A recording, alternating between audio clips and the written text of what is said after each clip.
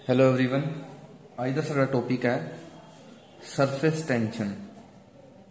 देखो surface tension की है। सरफेस टेंशन एक लिक्विड की प्रॉपर्टी ही मनी जाती है। ठीक है, एक लिक्विड की एक ऐसी प्रॉपर्टी कि लिक्विड जिस प्रॉपर्टी के नाल मिनिमम सरफेस एरिया अक्वायर्ड करता और एक लिक्विड जिहड़ा लिक्विड का सरफेस है वो एक मैंबरन तरह बिहेव करेगा। जिस तरह फॉर एग्जाम्पल अगर तुसी सरफेस टेंशन जी है, अगर तुम प्रॉपर्टी देखना चाहते हो, अगर तुसी किसी भी रेन ड्रॉप की गल करो, अगर किसी पत्ते के उपर अगर तुसी रेन ड्रॉप देखते हो तो उन्हें एक सफेरिकल जिहड़ा है, ठीक है, अगर तुसी किसी पत्ते के उपर रेन ड्रॉप देखते हो तो उन्हें एक सफेरिकल जिहड़ा है वो स्ट्रक्चर लिया हुंदा।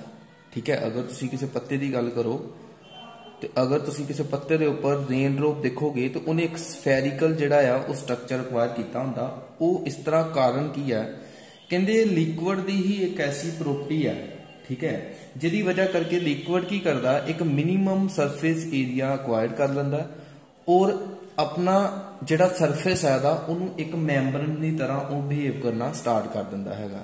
ठीक है, इस तरह अगर टैक्नीकली वे ना अगर तुसी देखते हो कि लिक्विड ये प्रॉपर्टी क्यों अक्वायर करता, तो मान लो तुसी एक कंटेनर दे विच जिहड़ा है लिक्विड फिल किया होया।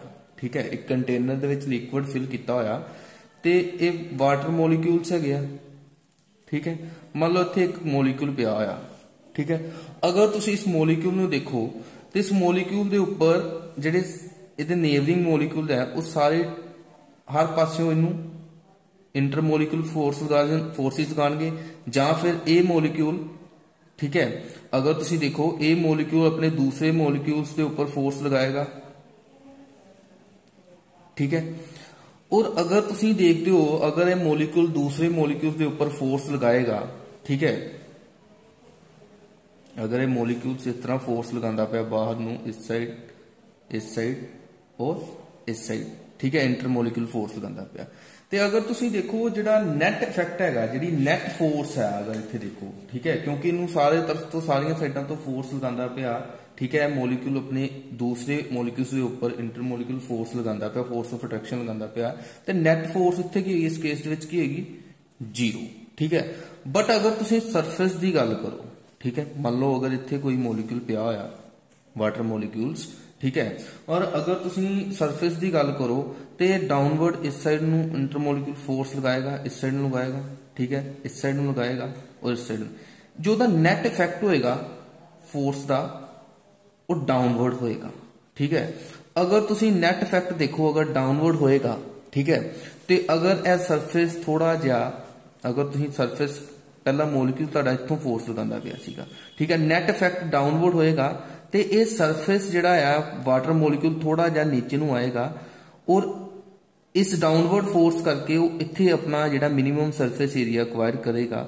और जो सारे मॉलिक्यूल्स इस तरह थोड़ा जिहा डाउन आके अपनी नैट डाउनवर्ड फोर्स की वजह करके उन्होंने एक मिनिमम सरफेस एरिया अक्वायर कर लिया। ठीक है, वो मिनिमम सरफेस एरिया जिहड़ा अक्वायर किया है वो असीं बोल दिंदे आ मैंबरन। वो एज ए मैंबरन की तरह बिहेव करना स्टार्ट कर दिंदा। मैंबरन जिस तरह एक गुब्बारा तुसीं फॉर एग्जाम्पल लै सकते हो, तो गुब्बारा नूं अगर तुसीं फिल्ड करते हो तो गुब्बारे का जिहड़ा सरफेस है बाहर वाला वो एक मैंबरन की तरह बिहेव करता है। तुसीं ਉਹਦੇ ਵਿੱਚ ਪ੍ਰੈਸ਼ਰ ਇਨਕਰੀਜ਼ ਕਰਦੇ ਜਾਂਦੇ ਹੋ, ਜਿਹੜਾ ਆਊਟਰ ਸਰਫੇਸ ਹੈ ਇੱਕ ਮੈਂਬਰਨ ਦੀ ਤਰ੍ਹਾਂ ਬਿਹੇਵ ਕਰਦਾ ਹੈਗਾ ਆ।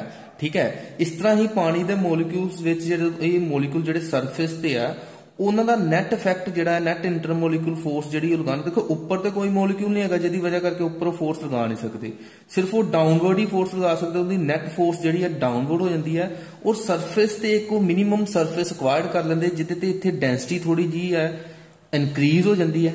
ठीक है, और डेंसिटी इनक्रीज होने के नाल जिहड़ा लिक्विड का किसी भी लिक्विड का ड्रॉप का जिहड़ा अगर लिक्विड ड्रॉप की गल करते हो ਉਹਦਾ जिहड़ा आउटर सरफेस है एक मैंबरन की तरह बिहेव करना स्टार्ट कर दिंदा। ये जिहड़ी प्रॉपर्टी हैगी है सरफेस, ठीक है, लिक्विड के सरफेस की, इनू असीं बोल दिंदे आ सरफेस टेंशन। ठीक है, ये प्रॉपर्टी नूं असीं बोल दिंदे आ सरफेस टेंशन। ठीक है, क्योंकि अगर तुसीं बेसिकली गल करो अगर रेन ड्रॉप की गल करते हो, अगर किसी पत्ते के उपर पै रही तो उन्होंने फ्लो करना चाहिए, लेकिन इस तरह नहीं होंदा। वो एक सफेरिकल स्ट्रक्चर ले लेंदी है।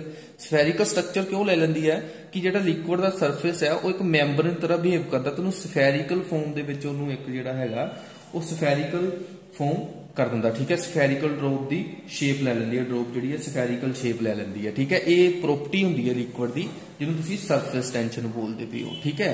अगर तुसीं इहनूं लिखदे हो तो ये लिखोगे तुसीं it is the property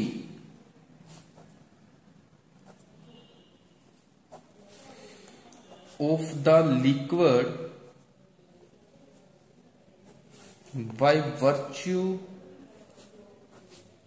of which the free surface of liquid at rest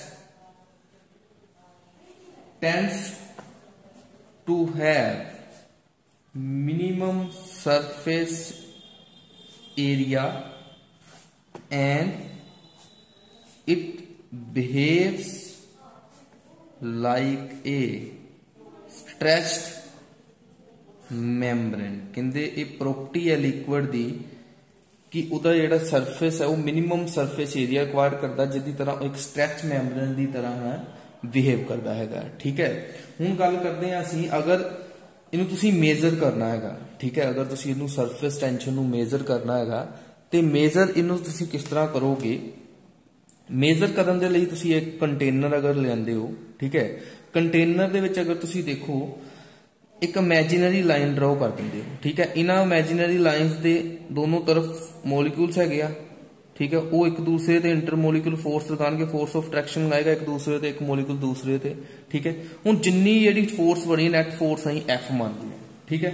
हुण सरफेस टेंशन उहनूं कैलकुलेट जो तुसीं करोगे, हुण ये इमेजिनरी लाइन्स दी एक लेंथ असी एल मान ली, फोर्स पर यूनिट लेंथ तुहानूं सरफेस टेंशन की वैल्यू लेगी लिक्विड की, ठीक है। तुसीं एक इमेजिनरी लाइन कंसीडर करोगे ना, दोनों तरफ मॉलिक्यूल्स है एक दूजे ते फोर्स ऑफ अट्रैक्शन लाउंगे, वो force of attraction per unit length जिहड़ी हैगी है वो तुहानूं सरफेस टेंशन की वैल्यू देगी, ठीक है। हुण सरफेस टेंशन की वैल्यू देगी तो अगर तुसीं इहदे SI यूनिट देखते पे हो सरफेस टेंशन की, अगर तुसीं SI यूनिट देखते पे हो सरफेस टेंशन दे ते वो SI यूनिट की होंगे, फोर्स दे यूनिट के होंगे न्यूटन और लेंथ दे के होंगे न्यूटन पर मिनट। न्यूटन पर मिनट जिहड़े हैगे आ इन्हां दे SI यूनिट होंगे सरफेस टेंशन दे। नैक्सट जो टर्म है तुहाडे कोल हैगी सरफेस एनर्जी, ठीक है। देखो सरफेस एनर्जी असीं in terms of work done दे विच कैलकुलेट करते हैं। देखो इनू तुसीं लिखोगे it is the amount of work done to increase the surface area of liquid. मान लो तुसीं तुहाडे कोल एक सोप दी फिल्म है, तुसीं एक रेक्टेंगुलर फ्रेम दे विच एक सोप की फिल्म जिहड़ी है वो फॉर्म की हुई है, तुसीं इन्ने इन्ने एरिया दे विच एक सोप की फिल्म क्रिएट की हुई है, ठीक है। हुण ये सोप की फिल्म भी सरफेस टेंशन दे करके ही क्रिएट हुई होगी, ठीक है। हुण मान लो तुसीं अगर ये वायर मान लो ये वायर है, इस वायर नूं अगर तुसीं इत्थे लेके आंदे पे हो, मीनस कि जो इहदा एरिया हैगा, ठीक है, ये सरफेस एरिया हैगा लिक्विड का, अगर तुसीं इस एरिया नूं इनक्रीज कर दिंदे हो, मीनस कि ये वायर नूं इस पॉइंट तो इस पॉइंट तक लेके आंदे पे हो, तुसीं इहदी सरफेस टेंशन के अगेंस्ट कोई वर्क डन करोगे, ठीक है।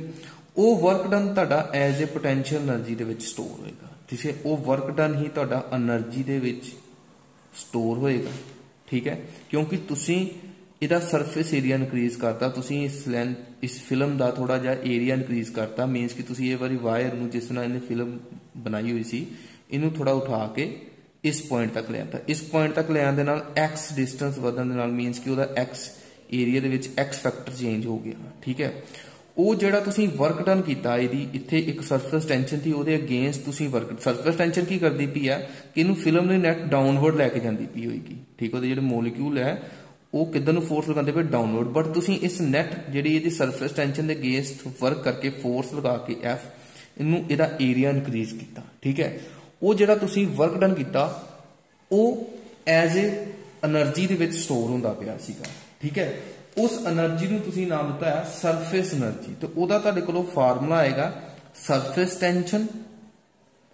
Tension into change in area जो इनक्रीज होया एरिया तुम मान सकते हो। चेंज एरिया मीनस कि जो इनक्रीज इन टोटल एरिया वो तुहाडे कोलों ठीक है सरफेस टेंशन का इनटू इनक्रीज इन एरिया। ठीक है इतों तुम सरफेस टेंशन का भी फार्मूला दसदे S is equal to surface energy over increase in area. Delta A means कि इनक्रीज इन एरिया। ये तुहाडे कोल टर्म हैगी है सरफेस एनर्जी।